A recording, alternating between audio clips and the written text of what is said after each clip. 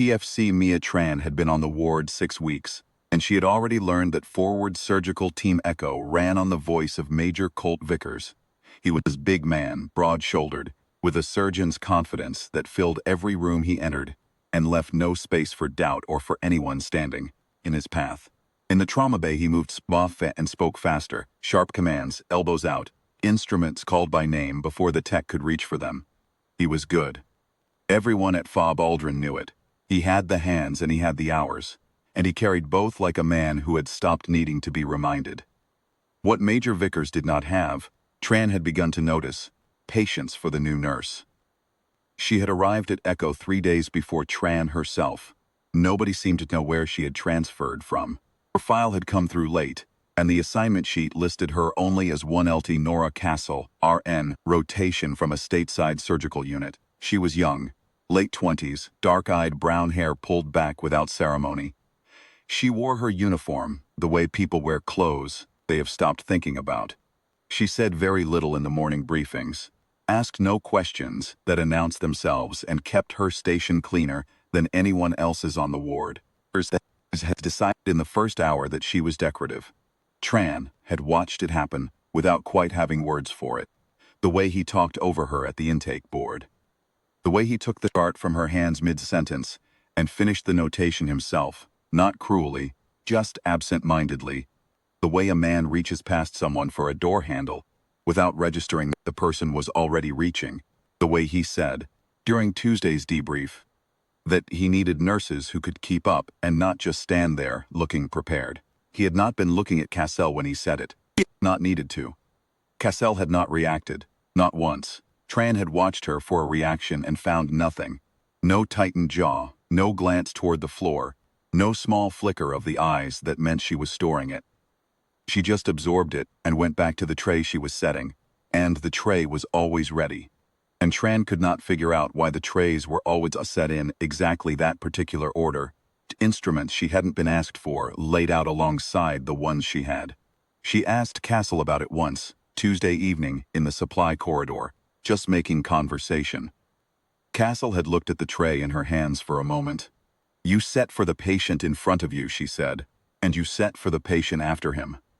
If you only ever set for the one you can see, you're always going to be a step behind." She had said it the way someone states the temperature, and moved on. On Thursday morning, the casualties came in from Ridgeback. It was a vehicle strike on a mountain road. 5 men, 2 critical. The radio had given them a 12-minute window, and Vickers had the bay running before the birds touched down. Tran stayed to her station, drew the lines she'd been assigned, kept her hands moving and her mouth shut. Castle took the secondary position, the one beside the second bay, and had her tray laid out before Vickers finished his first assessment on the lead casualty. The first critical was Staff Sergeant shrapnel in the thigh, BP holding. Vickers worked him hard and clean. Tran watched and tried to learn something. The second critical was a ranger.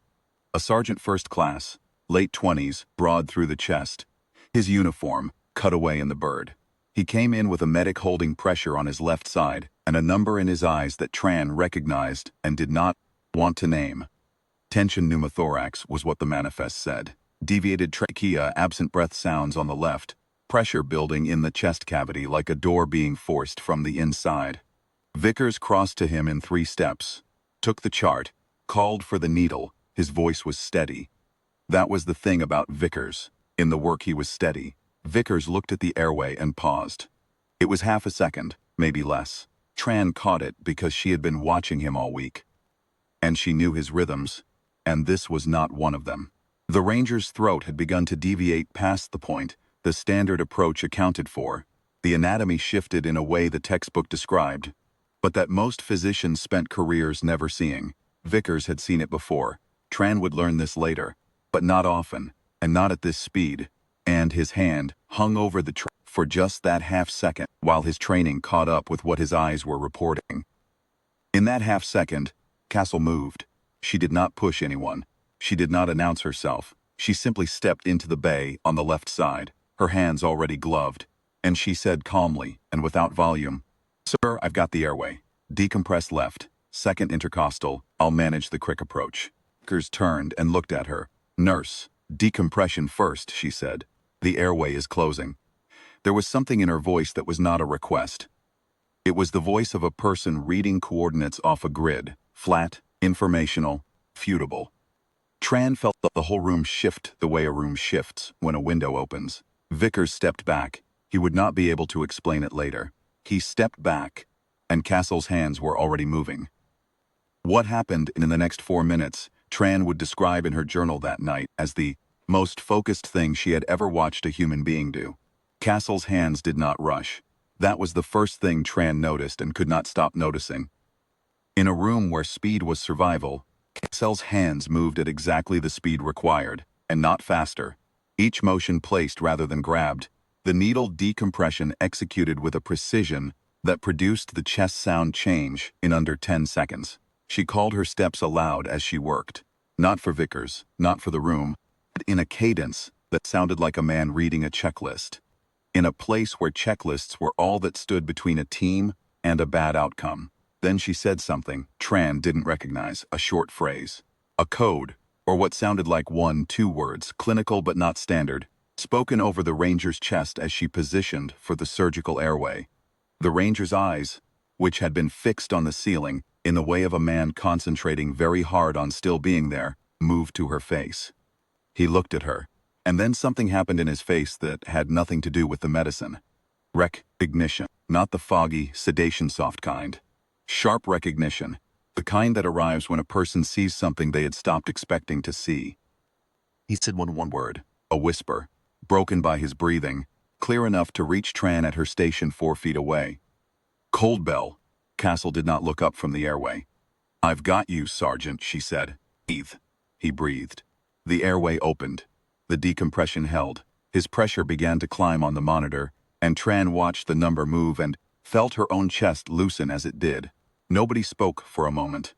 Then one of the rangers in the corridor, there were 4 of them, teammates of the wounded man, the ones who had walked in off the bird under their own power and been told to wait. One of them stepped into the doorway. He looked at the nurse. He came to attention, not a parade ground attention, not a ceremony posture. The kind of attention a man comes to when something is real, and he knows it is real, and there is nothing else to do. His hands came to his sides. Chin came up. The man behind him did the same. Then the third. Then the fourth. Vickers had not moved. He was standing at the periphery of the bay, watching Cassell secure the airway and run her post-procedure check, and something in his face had gone very still. His tech, a specialist named Hoyt, who had been on Echo for 2 years, and had seen Vickers manage every kind of emergency the war could produce, stepped to the ward computer and pulled the file that had come in with her transfer paperwork, the one that had arrived 3 days late, and which nobody had opened, because the assignment sheet had said surgical rotation, and that had seemed sufficient. The file was not long, but it was flagged at the top with a classification marker, and beneath it was a service summary that did not read like a surgical rotation. 75th Ranger Regiment, Direct Action Support. 3 deployments, 2 in a forward surgical role under fire. Trauma certification designator that Hoyt had never seen on a nursing file. The kind that was issued by a Joint Training Command and required a qualification process longer than some officers' entire service. A commendation from a regimental commander, and at the bottom in the notation field a call sign. Cold Bell. Hoyt looked at the file for a moment. Then he turned the monitor so that Vickers could see it. Vickers read it. He read it the way a man reads something that reorganizes the room he is standing in. He was quiet for a long time. Castle had finished her check. The Rangers' numbers were holding. She stripped her gloves and dropped them in the waste bin, and reached for the next notation on the chart, the assessment, the next step, already in motion, and Vickers said, "Lieutenant." She stopped. "I'd like you to take the lead on post-op assessment," he said, "on both critical patients." He said it to the chart. He was not a man who found this easy, and he did not pretend that he was. But he said it plainly, and Tran heard it, and the 4 Rangers in the corridor doorway heard it, and not one of them moved. Castle looked at him for a moment. "Yes, sir," she said, and went to work. Tran stayed at her station for the next hour, and did what she was assigned and tried to keep up. When the bay quieted, and the critical patients were stable, and the morning's urgency had settled into the slower, harder work of monitoring and notes. She found herself standing near the supply corridor where she had asked her question on Tuesday evening. She thought about the tray, the way it had always been set one step ahead of what was needed. The instruments laid out for the patient after the one you could see. She thought about the half-second Vickers had paused and how Castle's hands had already been moving before that pause was over. She understood. Now, Castle had known. Not guessed. Known. Known from the moment the manifest came over the radio what the second critical would need. Known from the deviation in the initial field assessment that the airway was going to go where it went. Known because she had seen it before, in conditions that made this bay look calm. In the dark and the noise and the altitude, with a team counting on the person beside them. She had set the tray for the patient she could see, and the one after him. Outside in the corridor, the 4 Rangers had finally moved.